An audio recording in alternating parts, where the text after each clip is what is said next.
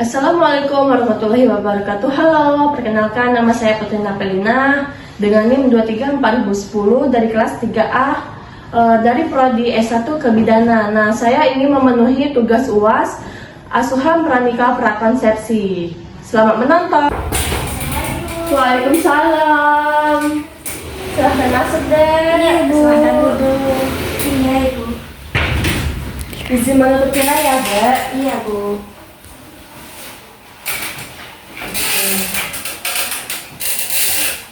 Gimana Dek kabarnya hari ini? Baik, Bu. Oke, sebelumnya izin perkenalkan diri ya Dek. Perkenalkan nama saya Jidan Putri yang bertugas pada pagi hari ini. Maaf Dek, datang ke sini sama siapa ya? Sendiri, Bu. Oh, sendiri. Iya. Oke. Baik Dek, sebelumnya Dek kesini buat apa ya? Saya ingin konseling pranikah, Bu. Oh, mau konseling pranikah ya? Iya. Oke. Pertama saya menjelaskan, sebelum saya menjelaskan tujuannya, saya izin menanyakan nama ya Ibu. Iya, Bu. Namanya siapa ya Dek? Dia. Umurnya? 23. Sukunya apa ya Dek? Melayu, Bu. Pendidikannya? Sarjana. Kerjaan Dek sekarang apa? Sekarang tidak kerja, Bu. Alamatnya di mana Dek? Gabek, Bu. Apa Dek, untuk riwayat penyakit sekarang apa ya? Tidak ada, Bu. Tidak ada ya? Riwayat sistematiknya? Tidak ada, Bu. Riwayat keluarga? Tidak ada juga, Ibu. Riwayat operasi apakah ada pernah operasi? Tidak ada, Bu. Tidak. Baik Dek, kita lanjut ya. Iya.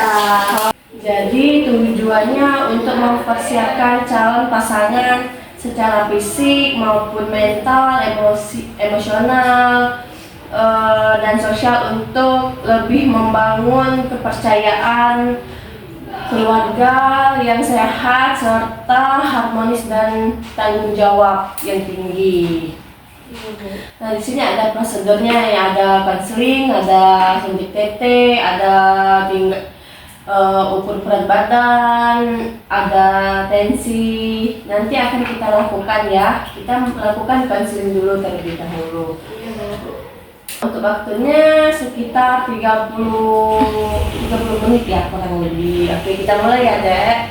Nah, sebelumnya Dek, Adik sudah tahu belum apa itu pernikahan? Belum, Bu. Nah, pernikahan itu akad atau janji nikah yang diucapkan atas nama Tuhan Yang Maha Esa, yang merupakan awal dari kesepakatan bagi calon pengantin untuk saling memberikan ketenangan, sakinah, mawaddah, warahmah. Pernikahan adalah awal terbentuknya sebuah keluarga. Kita lanjut ya, Dek. Iya, Bu. Nah, di sini ada hak reproduksi dan seksual. Nah, di mana kita memiliki hak yang sama dalam bentuk memutuskan kapan akan mempunyai anak dan berapa jumlah dan jarak yang kita harus penuhi buat punya anak. Terus ada mendapatkan informasi yang lengkap tentang kesehatan reproduksi dan seksual serta efek samping obat-obatan dan alat tindakan medis yang digunakan untuk mengatasi masalah kesehatan reproduksi seksual. Nah, untuk mendapatkan info yang lebih mudah dan akurat tentang penyakit menular seksual agar perempuan dan laki-laki terlindungi dari infeksi menular seksual atau IMS, Ibu. Dan infeksi saluran reproduksi seperti ISR, serta memahami upaya mencegah dan penularan yang dapat berakibat buruk bagi kesehatan reproduksi dan seksual bagi laki-laki dan perempuan, Ibu. Apalagi kita bakal mempunyai keturunan. Terus memperoleh informasi dari pelayanan KB yang aman, efektif, dan terjangkau, dapat diterima sesuai dengan pilihan tanpa paksaan. Terus ada pihak perempuan berhak mendapatkan pelayanan kesehatan reproduksi yang dibutuhkan, memungkinkannya sehat dan selamat dalam menjalani kehamilan serta persalinan dan nifas, Ibu. Memperoleh bayi yang sehat, baik. Nah, untuk hubungan suami istri harus didasari dengan penghargaan terhadap pasangan masing-masing, dilakukan dalam kondisi dan waktu yang diinginkan bersama, tanpa unsur pemaksaan, ancaman, dan kekerasan, Ibu. Jadi kita harus mempunyai unsur seperti misalkan mau mempunyai anak di umur yang sekian, kita harus diskusi sama pasangan dulu gini-gini biar tidak ada unsur memaksa. Oh iya, Bu. Nah, di sini ada persiapan pranikah. Nah, di mana di sini ada persiapan gizi, persiapan fisik, persiapan TT, dan satu lagi menjaga kebersihan organ. Nah, di mana untuk persiapan fisik kita harus memeriksa kesehatan seperti tanda vital, suhu, nadi, frekuensi napas, tekanan darah. Itu harus kita cek, Ibu. Nah, terus seperti pemeriksaan darah rutin, HB, trombosit, dan leukosit itu harus ya, Ibu. Terus ada pemeriksaan darah yang dianjurkan, golongan darah dan resus, gula darah sewaktu atau GDS, thalassemia, hepatitis B atau C, terat atau toxoplasmosis, rubella, cytomegalovirus, dan hipersimplex. Pemeriksaan urin secara rutin. Terus ada persiapan gizi, Bu. Nah, persiapan gizi ini persiapan status gizi untuk calon pengantin, terutama bagi perempuan, untuk memulai pengulangan untuk menghindari kick ya, Ibu, kekurangan energi kronis dan anemia beserta gizi, anemia gizi besi serta defisi asam folat. Nah, di sini ada imunisasi status TT.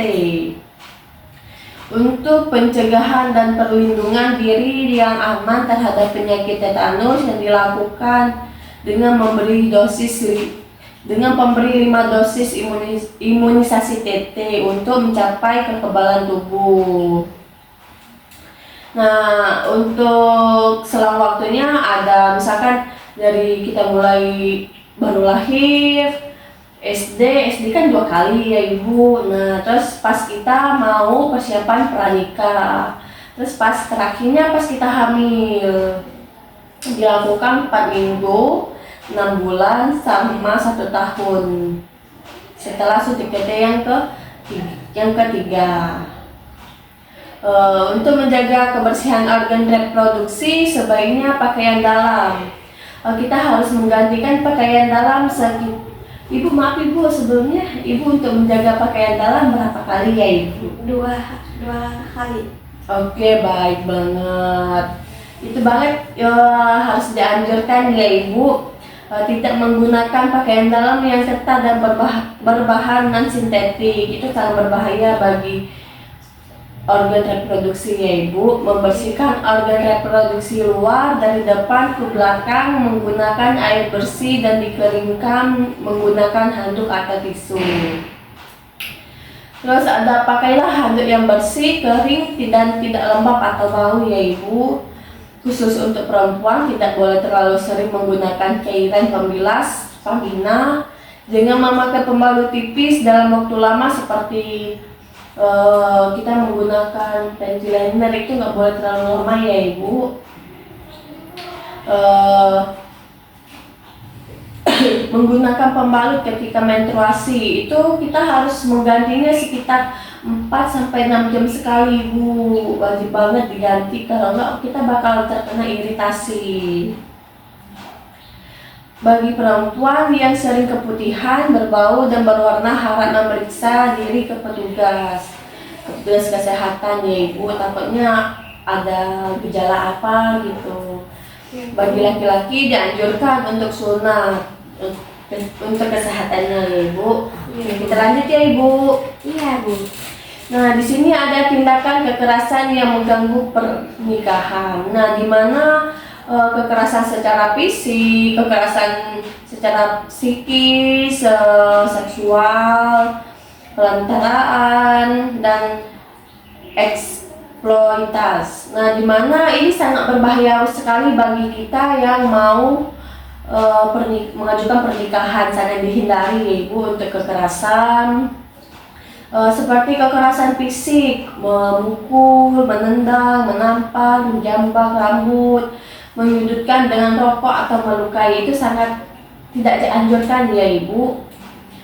Kekerasan secara psikis, misalnya menghina, mengeluarkan kata kasar, mengeluarkan komentar-komentar yang bikin kita sakit hati, merendahkan kita, melarang istri mengunjungi saudara atau temannya. Dan yang terakhir ada mengancam Ibu, itu sangat berbahaya sekali ya Ibu. Nah, di sini ada kekerasan seksual, misalnya memaksa dan menuntut untuk berhubungan seksual. Kalau misalkan kita nggak mau, ya udah Ibu, kita nggak usah mau gitu. Nanti takut kalau kita maksa terjadi yang tidak kita inginkan. Nah, yang terakhir ada eksploitas. Nah, di mana memaafkan, memperdagangkan, memanfaatkan, memperdagangkan dan memperbudak orang lain. Itu sangat tidak boleh ya Ibu, sangat. Kalau misalkan ada terjadi seperti itu, segera melapor ya Ibu, jangan diam aja. Iya Bu. Oke, kita lanjut. Solusi mengatasi tindakan kekerasan. Nah, apabila hal itu terjadi, maka sebaiknya suami maupun istri berupa mencari solusi. Gimana sih lebih baiknya kita berdialog kepada suami, gimana baiknya untuk solusinya. Nah, langkah-langkahnya mendatangi fasilitas kesehatan seperti puskesmas, rumah sakit untuk mengobati luka-luka yang dialami dan mendapatkan visum dari dokter atas permintaan polisi penyidik. Nah, untuk visumnya apabila kita melapor ke pihak polisi. Nah, kalau misalkan tidak, paling kita cuma mengobati luka aja. Nah, terus menceritakan kejadian kepada keluarga, teman dekat atau kerabat, melaporkan ke polisi, unit pelayanan perempuan dan anak (UUP-PA). Nah, terus yang keempat, mendapatkan pendampingan dari tokoh agama, lembaga swadaya, masyarakat, psikologis atau lembaga bantuan hukum terlebih ya Ibu. Terus ada bentuk ketidaksetaraan gender dalam rumah tangga. Nah, di sini ada stereotipi, subordinasi, marginalisasi, dan beban ganda. Nah, untuk yang stereotipi pembelaan kepada perempuan atau laki-laki, misalnya laki-laki kuat, perempuan lemah, perempuan emosional, laki-laki rasional. Kalau subordinasi yang utama adalah laki-laki yang terlebih dahulu baru perempuan. Nah, kalau marginalisasi, perempuan yang ditempatkan sebagai orang yang tidak memiliki peran penting, seperti yang tidak dianggap ya Ibu. Terus ada beban ganda. Beban kerjaan perempuan lebih lama dan lebih banyak. Perempuan dituntut untuk menjadi ibu rumah tangga sekaligus mencari nafkah, gitu ya Ibu. Terus ada organ reproduksi perempuan. Nah, di sini ada ovarium, organ yang terletak di sebelah kiri dan kanan rahim di ujung sel telur. Seperti ini ya Ibu. Ini ya Ibu. Nah, terus ada tuba fallopi, saluran kiri dan kanan rahim yang berfungsi untuk dilalui oleh sel telur dari lindungan telur menuju rahim. Bisa dilihat kan? Bisa Bu. Nah, terus ada pimbran atau umbai-umbai dapat dianalogikan dengan jari-jari tangan. Umbai-umbai ini berfungsi untuk menangkap sel telur yang dikeluarkan dari induk telurnya. Seperti ini ya Ibu. Iya Bu. Nah, terus ada uterus atau rahim, merupakan tempat janin yang berkembang. Bentuknya seperti buah pir dan berat normalnya antara 30 sampai 50 gram. Pada saat tidak hamil, besar rahim kurang lebih sebesar telur ayam ya Ibu. Terus lapisannya, dindingnya terdiri dari lapisan parametrium, merupakan lapisan paling luar dan yang berhubung dengan rongga perut. Terus ada lapisan myometrium, merupakan lapisan yang berfungsi mendorong bayi keluar pada proses persalinan atau kontraksi. Terus ada lapisan endometrium, merupakan lapisan dalam rahim tempat menempelkannya sel telur yang sudah dibuahi. Lapisan ini terdiri dari lapisan kelenjar yang berisi pembuluh darah. Terus ada serviks, leher rahim. Bisa dilihat kan Ibu di sini serviksnya? Iya Bu. Nah, bagaimana bagian uterus yang berbatasan dengan vagina pada saat persalinan tiba, leher rahim membuka sehingga bayi dapat keluar. Nah, terus ada vagina atau liang kemaluan, merupakan sebuah saluran berbentuk silinder dengan diameter depan kurang lebih 6,5 ya Ibu, dan dinding belakang kurang lebih 9 cm yang bersifat elastis, dapat berlipat-lipat, berfungsinya sebagai tempat penis berada saat berangsama, tempat keluarnya menstruasi dan bayi. Nah, terus ada klitoris atau kelentit Ibu. Nah, merupakan organ kecil yang paling peka rangsangannya dibanding dengan bagian-bagian alat kelamin perempuan. Klitoris banyak mengandung pembuluh darah dan syaraf Ibu. Seperti ini kan Ibu klitorisnya. Nah, terus ada labia, bibir kemaluan. Nah, di sini ada dua bibir, yang pertama labia mayora dan labia minora. Nah, kalau labia mayora itu yang paling besar Ibu, kayak gini Ibu. Kalau labia minora yang kecil Ibu, bibirnya kecil. Kita lanjut ya Ibu. Iya Bu. Ada organ reproduksi laki, kita jelasin secara singkat aja ya Ibu. Nah, di sini ada testis atau buah zakar. Berjumlah 2 buah memproduksi sperma setiap hari dengan bantuan testosteron. Nah, ada skrotum atau kantung buah zakar. Kantong kulit yang melindungi testis berwarna gelap dan berlipat-lipat. Skrotum adalah tempat bergantungnya testis Ibu. Ada vas deferens atau saluran sperma. Saluran yang menyalurkan sperma dari testis ke epidermis menuju uretra. Saluran kencing, prostatika. Terus ada prostat, vesicula, seminalis, dan beberapa kelenjar lainnya. Kelenjar-kelenjar yang menghasilkan cairan mani atau semen yang berguna untuk memberikan makanan pada sperma Ibu. Penis berfungsi sebagai alat senggama dan sebagai saluran untuk pengeluaran sperma dari air seni. Gitu ya Dek. Kita lanjut ya Dek. Iya. Nah, di sini ada kehamilan. Kehamilan yang ideal adalah kehamilan yang direncanakan dan diinginkan dijaga perkembangannya secara baik. Nah, kehamilan tidak diinginkan dapat terjadi ketika akibat hubungan seks pranikah, akibat gagal atau drop out KB pada unmet need, wanita usia subur yang tidak ingin punya anak tetapi tidak menggunakan alat kontrasepsi seperti kondom ya. Terus ada metode kontrasepsi yang dianjurkan bagi pasangan baru yang ingin menunda kehamilan.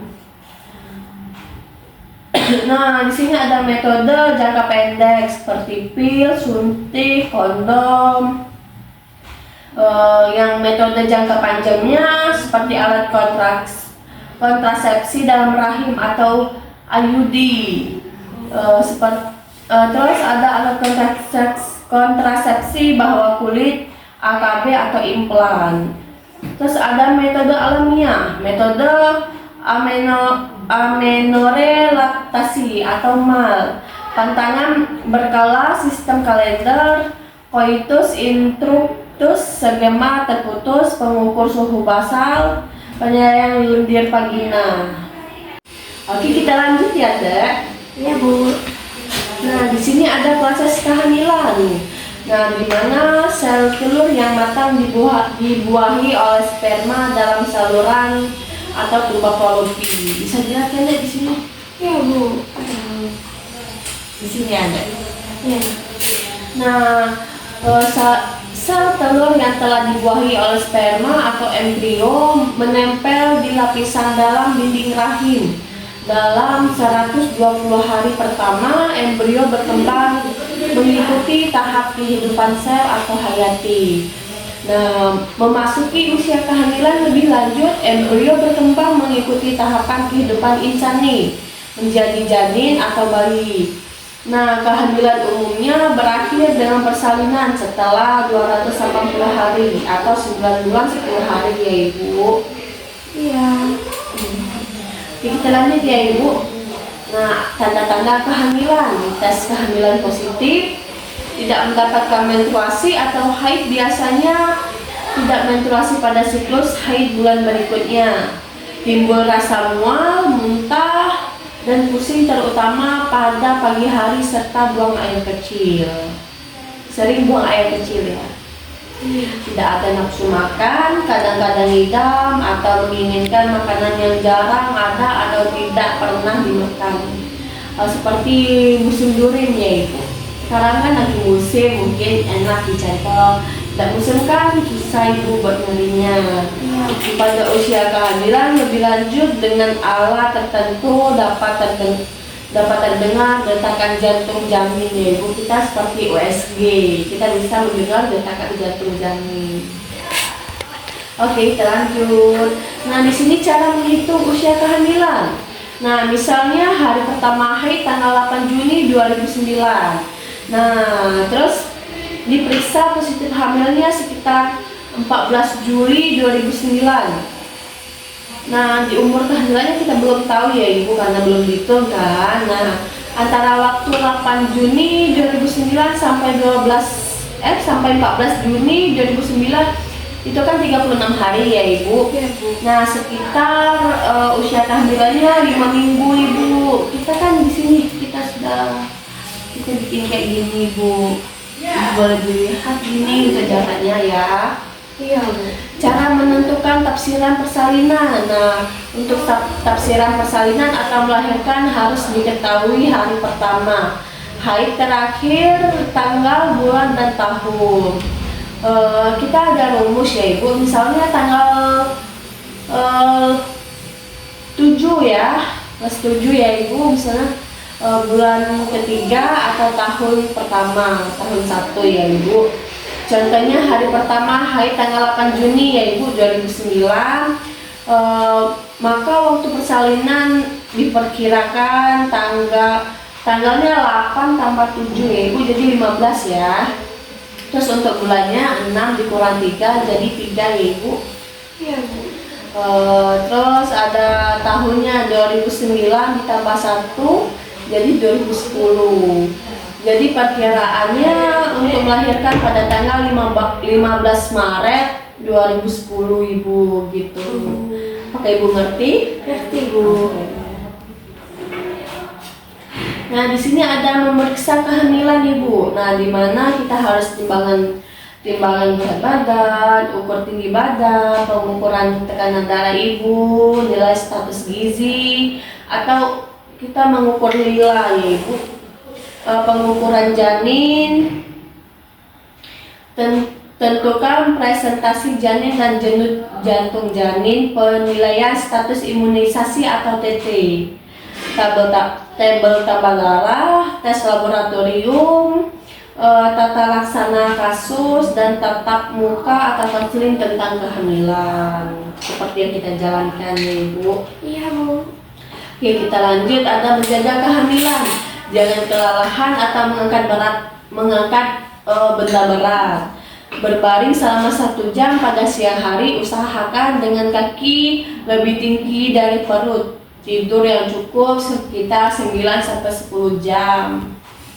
Tidur terlentang pada saat hamil muda, tidur miring pada saat kehamilan lanjut. Berpikir longgar yang menyerap berpakaian longgar yang menyerap keringat, memakai kutang yang dapat menahan payudara yang besar, serta memakai alas kaki yang nyaman. Posisi hubungan seks perlu diatur agar tidak menekan perut ibunya, agar tidak ibunya kalau melakukan hubungan seks agar tidak kesakitan. Beraktivitas fisik dengan berjalan kaki selama 30-60 menit tiap hari atau berolahraga ringan seperti senam. Dilakukan dengan hati-hati ya Ibu. Iya. Hindari berdekatan dengan orang yang sakit menular atau orang yang sedang merokok. Itu bisa menyebabkan kita ya Ibu, menyebabkan gangguan lain. Pemakaian obat harus sesuai dengan petunjuk dokter. Memakan bergizi seimbang seperti sayuran, buah. Seharinya sekitar 3-5 porsi Bu sehari. Iya, Bu. Terus ada menu selama kehamilan. Nah, kehamilan pertama sampai ketiga makan dalam porsi kecil, tapi sering. Makan makanan yang mudah dicerna dan menghindari makanan yang merangsang seperti rasa pedas, asam atau asin ya Ibu. Makan makanan yang segar, berserat, sedikit lemak dan banyak mengandung cairan maupun karbohidrat. Minum air putih lebih banyak, termasuk 1 gelas susu sehari. Untuk kehamilan 4-6 bulan, kita harus makan ditambah kira-kira 1 piring per hari ya Ibu. Dari yang awalnya porsi kecil, jadi kita tambah ke porsi besar 1 piring ya sehari. Makan makanan yang mengandung protein seperti ikan, daging, telur, tahu, oncom, atau kacang-kacangan. Protein dibutuhkan untuk pertumbuhan kulit, rambut, dan kuku. Diperlukan juga zat gizi seperti mineral atau vitamin. Tambahan zat kapur dibutuhkan untuk persediaan pembentukan gigi setelah bayi lahir. Makanan yang mengandung zat kapur seperti susu, ikan teri, kacang, dan sayuran hijau. Minum air putih lebih banyak, termasuk 1 gelas susu ya Ibu per hari. Jangan lupa susunya ya. Untuk usia 7 bulan sampai 9 bulan pada ibu hamil, makan ditambah kira-kira 1 piring ya sehari makanan-makanan yang mengandung protein seperti ikan, daging, telur, tahu, tempe, oncom, atau kacang-kacangan. Protein juga dibutuhkan untuk pertumbuhan kulit, kuku, dan rambut ya Ibu. Diperlukan juga zat gizi lain seperti mineral dan vitamin. Tambahkan zat kapur dibutuhkan untuk persediaan pembentukan gigi setelah bayi lahir. Makan yang mengandung zat kapur misalnya susu, ikan teri, kacang, dan sayuran hijau. Dan jangan lupa untuk minum susu 1 gelas sehari. Dan jangan lupa untuk minum air putih ya Ibu. Kita lanjut, ada kehamilan dan persalinan beresiko. Nah, kehamilan beresiko tinggi biasanya terjadi ada 4 faktor terlalu dan 3 faktor terlambat. Yang 4 faktor terlalu yaitu seperti terlalu muda untuk hamil, kurangnya dari 20 tahun, terlalu tua untuk hamil, misalkan lebih umurnya 35 tahun, terlalu sering hamil, anak lebih dari 3. Terlalu dekat atau rapat jarak kehamilan, misalkan kurang dari 2 tahun ya Ibu, itu sangat beresiko sekali. Kalau misalkan yang 3 terlambat seperti terlambat mengambil keputusan untuk mencari upaya medis kedaruratan. Nah, yang kedua tiba-tiba difasilitasi kesehatan. Yang terakhir terlambat mendapatkan pertolongan medis yang adekuat ya Ibu. Maaf ya Ibu. Kita lanjut ya Ibu. Nah, di sini ada tanda-tanda bahaya kehamilan. Pendarahan waktu hamil walaupun hanya sedikit, pembengkakan di kaki, di tangan atau wajah, disertai sakit kepala atau kejang ya Ibu, demam atau panas tinggi lebih dari 2 hari, keluar cairan ketuban sebelum tidak melahirkan, muntah terus dan tidak mau makan, berat badan yang tidak naik pada trimester 2-3. Bayi yang dikandung gerakannya berkurang atau tidak bergerak sama sekali. Apabila terdapat salah satu dari itu tanda bahaya tersebut, segera minta pertolongan ke tenaga kesehatan. Oke, kita lanjut. Iya, Bu. Nah, di sini ada kondisi emosional ibu hamil. Nah, ibu hamil mudah tersinggung, sensitif, uring-uringan, manja, mudah marah dan tidak semangat. Perasaan mudah lelah, tidak mau makan, tidak bisa tidur nyenyak, tidak nyaman, merasa sesak. Hal-hal yang tersebut disebabkan oleh adanya perubahan kondisi fisik. Mencemaskan perubahan fisiknya, khawatir terhadap perkembangan bayinya dalam rahim, khawatir apabila bayinya meninggal atau cacat. Merasa belum siap menjadi orang tua dan belum siap secara ekonomi. Ingin diperhatikan pada waktu mengidap, menginginkan makanan-makanan yang mungkin tidak ada pada musimnya, sehingga sulit didapatkan. Hal tersebut semata-mata karena ingin diperhatikan ya dari keluarga maupun suami. Kita lanjut ya Ibu. Iya, Bu. Nah, tip relaksasi bagi ibu hamil. Nah, ibu dapat melakukan relaksasi sederhana sehingga menimbulkan perasaan nyaman. Relaksasi dilakukan satu kali dalam sehari selama 20 menit. Ketika ibu merasa santai, ajarkan untuk menenangkan pikirannya dengan meminta si ibu membayangkan dirinya berada di sebuah tempat yang nyaman, tempat yang pernah dikenalnya dan disukainya, misalnya merasa sedang berada di pantai yang tenang atau mendengarkan musik yang lembut ya Ibu.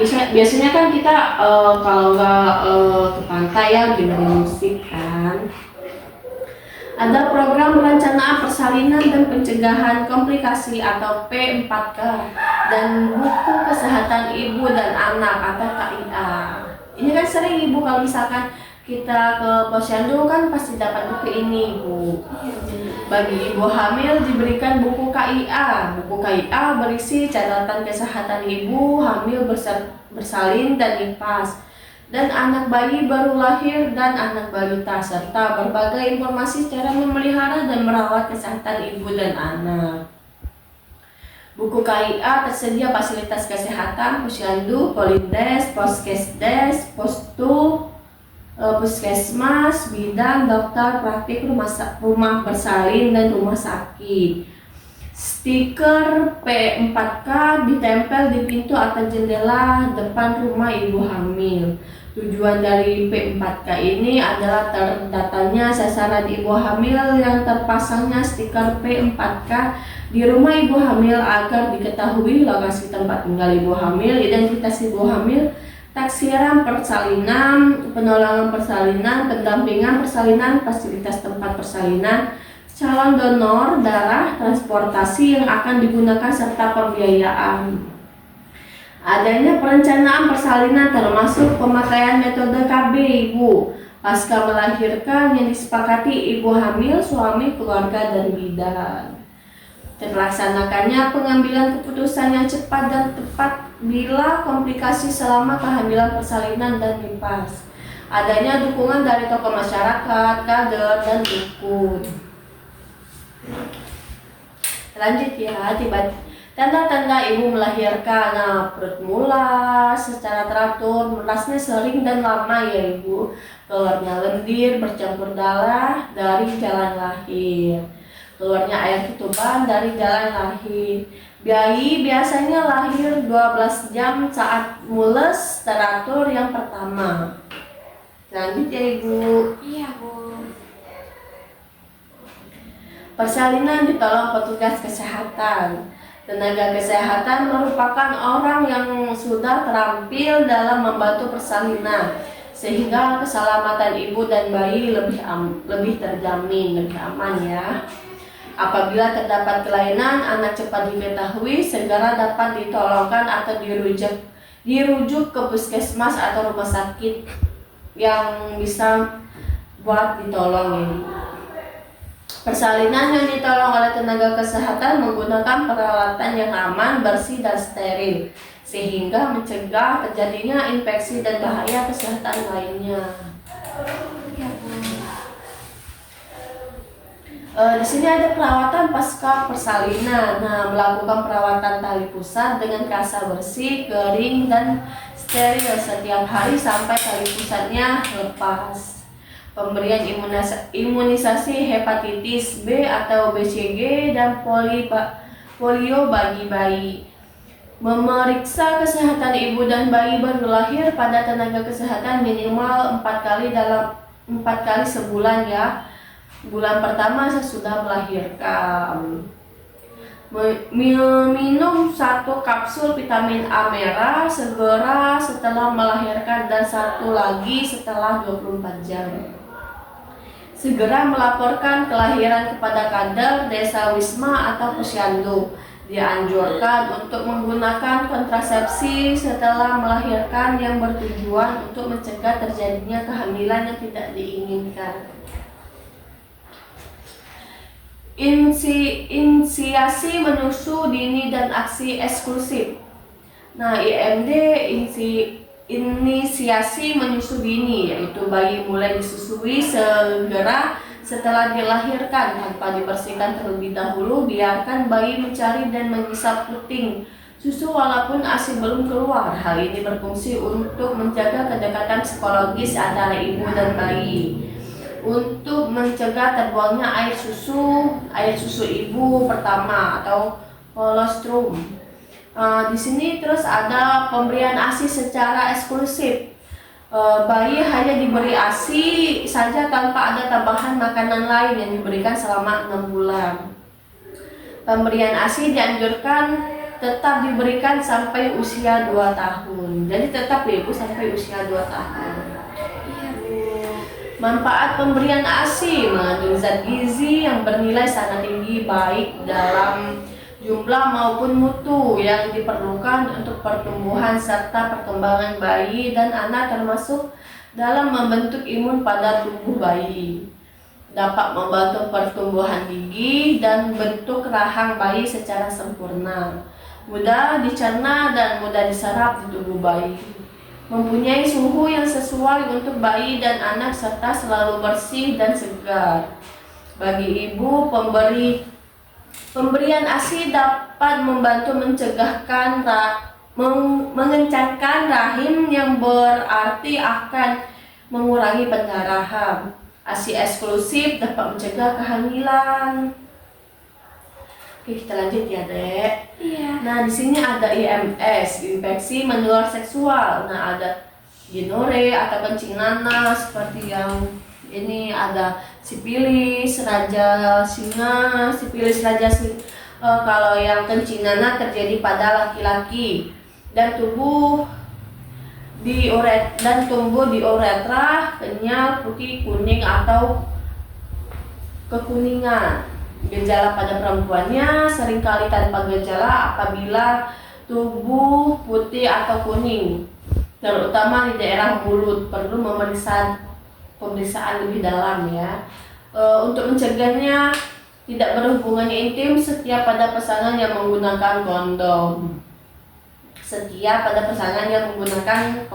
Ya. Nah, di sipilis atau raja singa seperti yang ini ya, Ibu. Nah, maaf ya, Dek. Untuk gejalanya luka atau koreng, jumlahnya biasanya 1 atau bulat atau lonjong, dasarnya bersih dengan peradaban kenyal sampai keras, tidak ada rasa nyeri pada penekanan. Kelenjar getah bening di lipat paha bagian dalam membesar, kenyal, juga tidak nyeri pada penekanan. Pencegahannya tidak berhubungan intim setia pada pasangan menggunakan kondom. Nah, kalau herpa genitalis, gejalanya herpa genitalis pertama diawali dengan bintil-bintil atau luka berkelompok di atas dasar kemerahan saat sangat nyeri, pembesaran kelenjar lipat paha, kenyal, dan disertai kelenjar sistemik. Herpes genetik kambuh timbulnya apabila faktor stres, pikiran, sedema, berlebihan, kelelahan, dan lain-lain. Umumnya lesi ini tidak sebanyak dan seberat lesi pertama ya. Nah, untuk pencegahannya tidak berhubungan intim setia pada pasangan, tidak menggunakan kondom, dan hindari faktor pencetus. Oke, kita lanjut ya dek. Ada infeksi seksual menular seksual, konjungtivitis, klamidiosis pada bayi baru lahir. Nah, di mana gejalanya berkesembab, kemerahan, bilateral dengan adanya tubuh mata dengan nanah yang tidak terlalu banyak. Pencegahannya pemberian chloramphenicol tetes mata, dosisnya 4x1 tetes, atau gramisin tetes mata 2x1 tetes setelah bayi lahir. Nah, konjungtivitis gonore pada bayi baru lahir, nah di mana matanya sembab, kemerahan, bilateral dengan adanya tubuh mata yang bernanah. Untuk pencegahannya pemberian chloramphenicol tetes mata, dosisnya 4x1 tetes, atau gramisin tetes mata 2x1 tetes setelah bayi lahir. Yang terakhir ada kondilomata acuminata atau jeger ayam. Gejalanya bentuk datar atau flat, bentuk papul, bentuk verrucosa, terutama pada daerah yang lembab. Pada wanita dapat menimbulkan kanker mulut rahim. Untuk pencegahannya tidak berhubungan intim setia pada pasangan, menggunakan kondom, dan jaga kebersihan alat kelamin. Lanjut ya dek. Iya bu.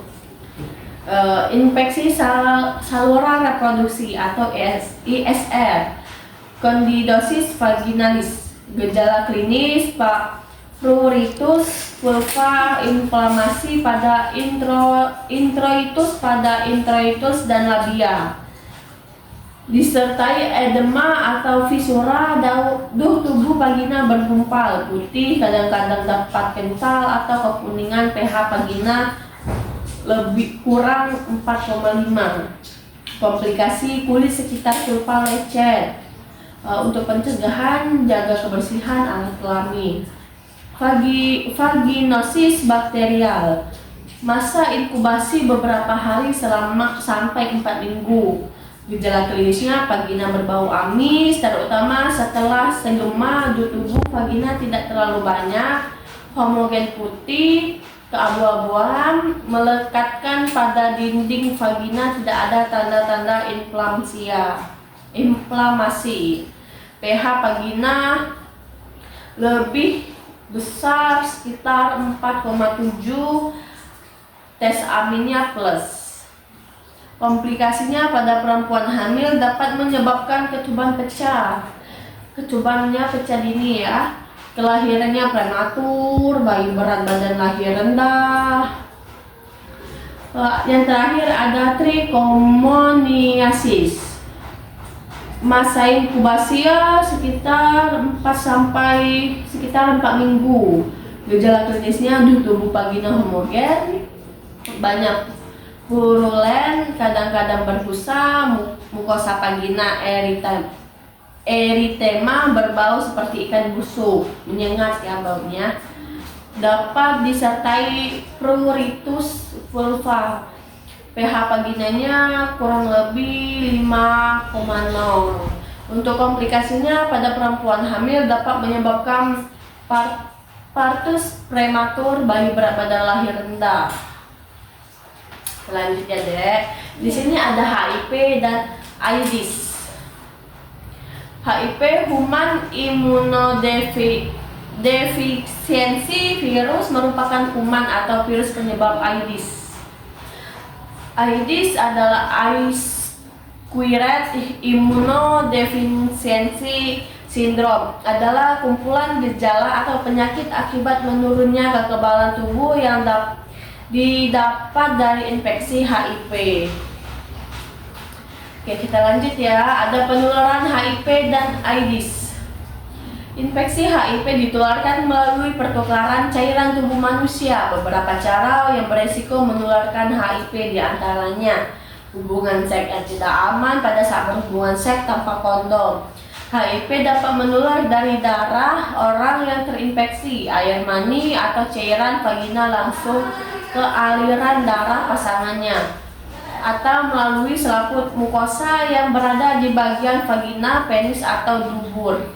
Yang kedua, HIV dapat menular melalui transfusi darah yang mengandung HIV atau melalui alat suntik atau alat tindakan medis lainnya yang tercemar HIV.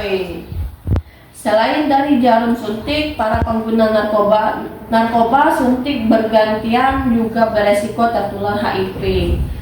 HIV menular dari ibu ke bayi pada saat kehamilan, persalinan, dan ketika menyusui atau MTCT, mode transmission.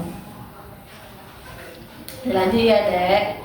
HIV tidak menular melalui makanan, minum bersama, memakai peralatan makan atau minum mereka, bersentuhan, berjabat tangan, berpelukan, dan hidup serumah, menggunakan WC atau toilet bersama, berenang bersama, berganti pakaian, handuk, dan sapu tangan.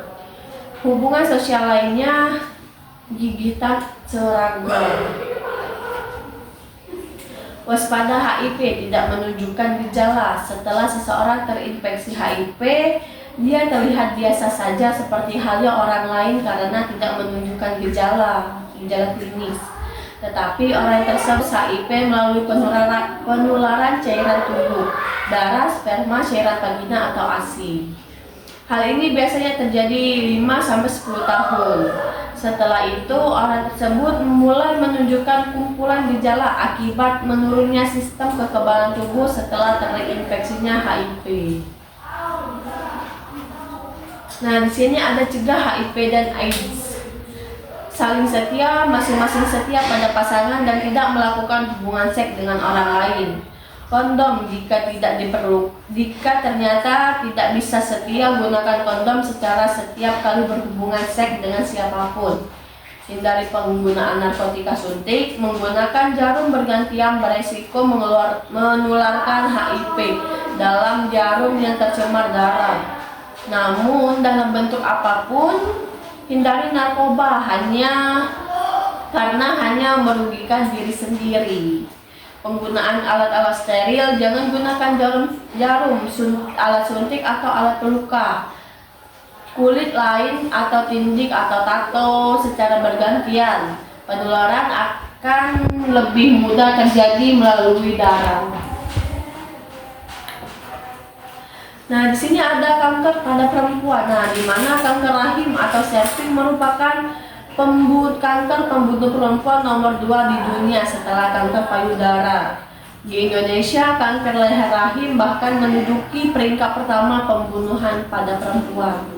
Kanker leher rahim maupun kanker payudara yang sudah masuk ke stadium lanjut sering menyebabkan kematian dalam jangka waktu relatif cepat. Oleh karena itu, sangat penting untuk mendeteksi kanker sejak dini.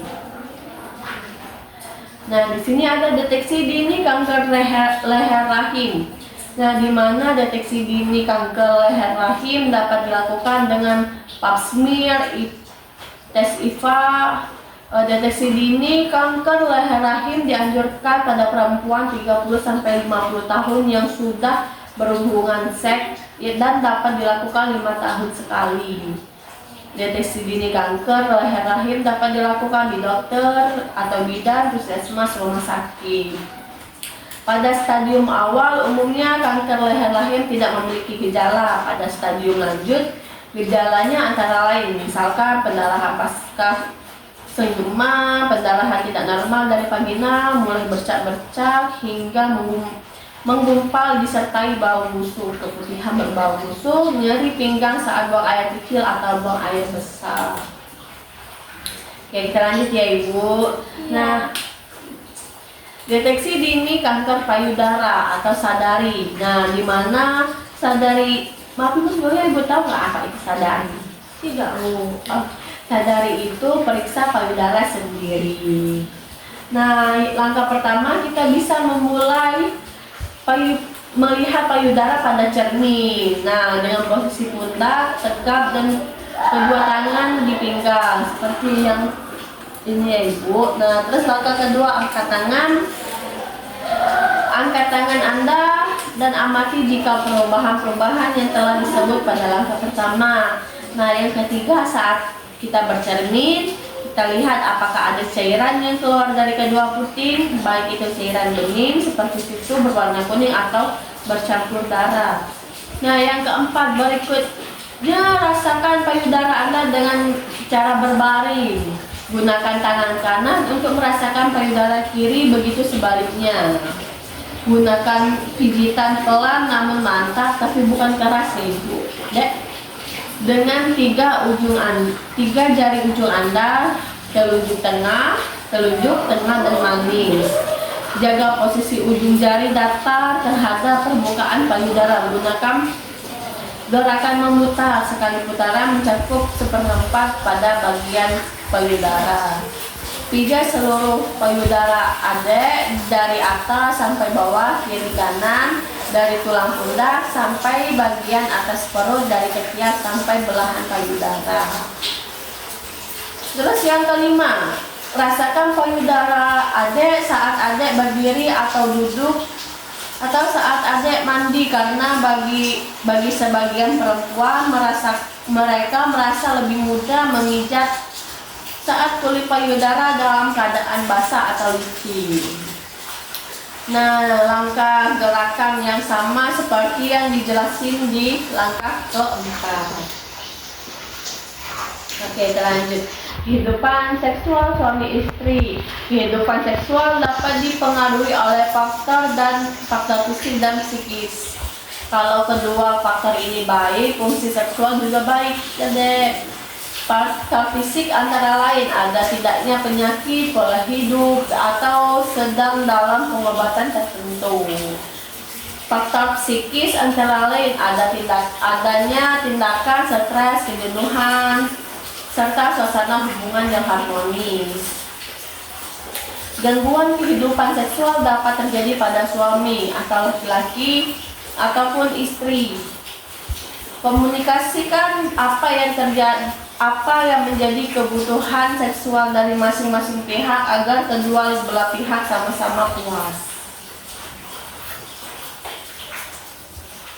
Nah, di sini ada gangguan seksual pada perempuan dan laki-laki. Gangguan seksual pada perempuan, gangguan dorongan seksual, misalnya dorongan seksual hipoaktif atau frigid atau hiperaktif, nymphomania. Gangguan bangkitan seksual, yaitu vagina yang mengeluarkan cairan meskipun sudah dalam keadaan cukup terangsang. Rasa sakit atau tidak nyaman di kelamin dan sekitarnya setiap kali berhubungan seksual. Tidak bisa atau sulit untuk mencapai orgasme saat berhubungan seksual. Nah, kalau pada gangguan seksual pada laki-laki, gangguan dorongan seksual, misalnya dorongan seksual hipoaktif, frigid, atau hiperaktif, nymphomania. Disfungsi ereksi atau impotensi. Hal ini dapat disebabkan oleh faktor fisik, misalnya karena menderita diabetes mellitus, atau faktor psikis, misalnya karena stres. Gangguan ejakulasi, yaitu ejakulasi dini atau justru ejakulasi yang terhambat. Gangguan organisme, yaitu tidak bisa merasakan organisme. Oke, yang terakhir ya, mencegah gangguan seksual. Nah, dimana kita selalu ingat bahwa kehidupan seksual adalah milik bersama dan dibina bersama pasangan. Bersikap dan berbicara secara terbuka apa adanya. Masing-masing pasangan berhak tahu mana hal yang mereka suka dan mana hal yang tidak mereka suka. Jaga kesehatan tubuh dan jiwa dan gaya hidup sehat, misalnya tidak merokok, tidak minum obat yang tidak jelas, yang terutama hindari minuman-minuman yang beralkohol. Jaga keseimbangan antara kesibukan dan reaksi. Selalu usahakan untuk memiliki waktu khusus berdua bersama pasangan seperti quality time.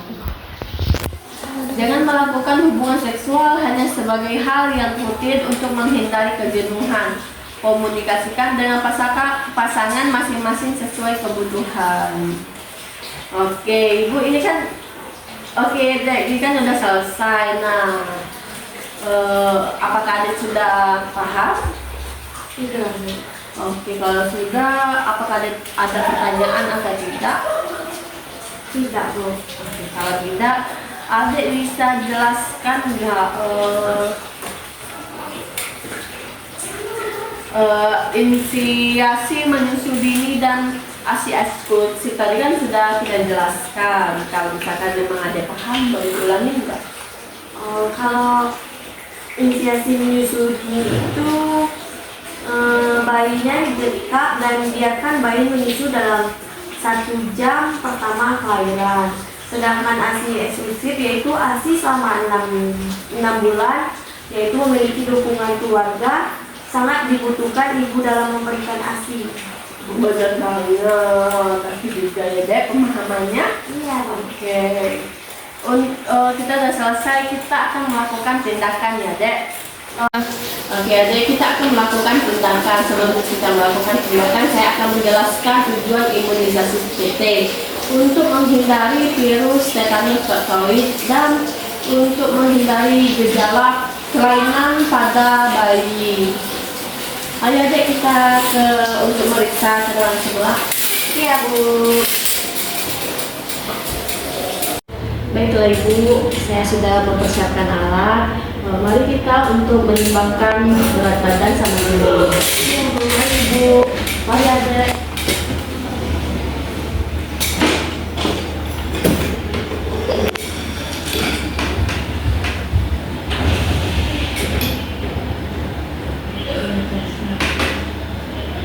Boleh silakan turun. Adek. Itu untuk berat badannya 48, untuk tinggi badannya 150 ya Ibu. Kita melakukan tensi.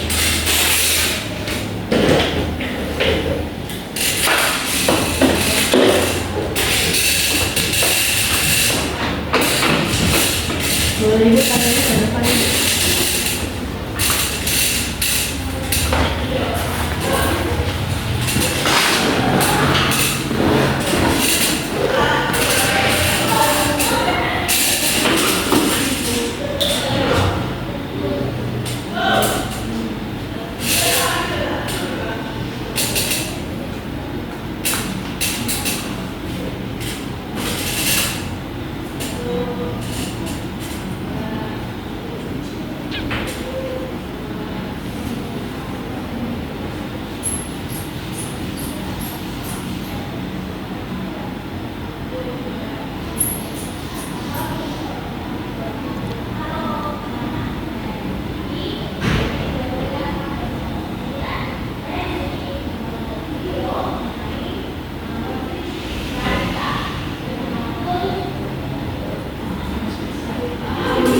Untuk memeriksa nadinya.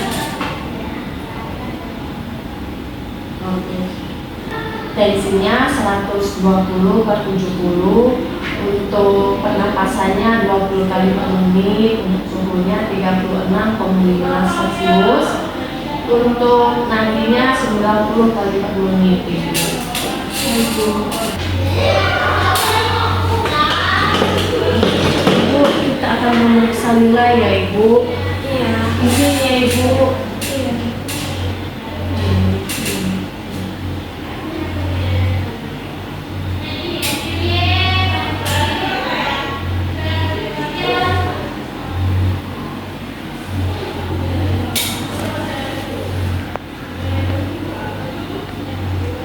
Oke Ibu, untuk nilainya 25 tidak aktif ya Ibu.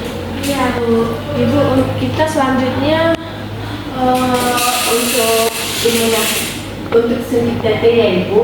Begini Ibu bisa dengan Iya. Telapak jari, punggung tangan, sela-sela jari, mengunci kiri dan kanan, kuku, jempol, kiri dan kanan, bilas.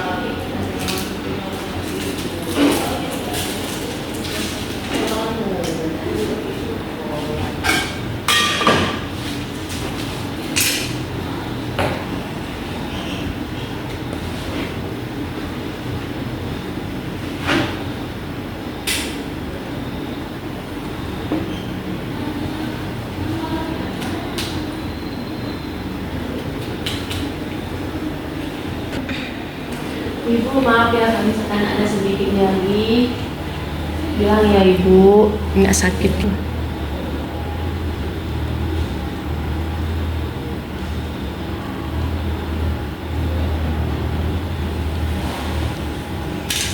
Tahan ya Ibu.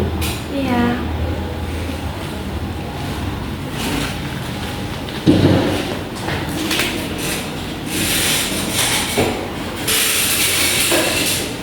Oke Ibu, kita sudah melakukan suntik TT. Yang menggunakan sudah selesai. Apakah ada yang ingin Ibu tanyakan? Iya. Saya mau nanya apa efek samping dari imunisasi TT ini ya Bu? Biasanya efek sampingnya gejala-gejala ringan seperti nyeri, bengkak di area yang disuntik. Cuman misalkan ada sedikit kemerahan, nanti akan saya kasih obat. Obatnya saya kasih paracetamol dan antibiotik. Apakah Ibu sudah paham? Sudah Bu. Oke, kalau sudah tidak ada yang ingin Ibu tanyakan, mari Ibu saya antar keluar. Mari Ibu. Sekian video dari saya. Wassalamualaikum warahmatullahi wabarakatuh.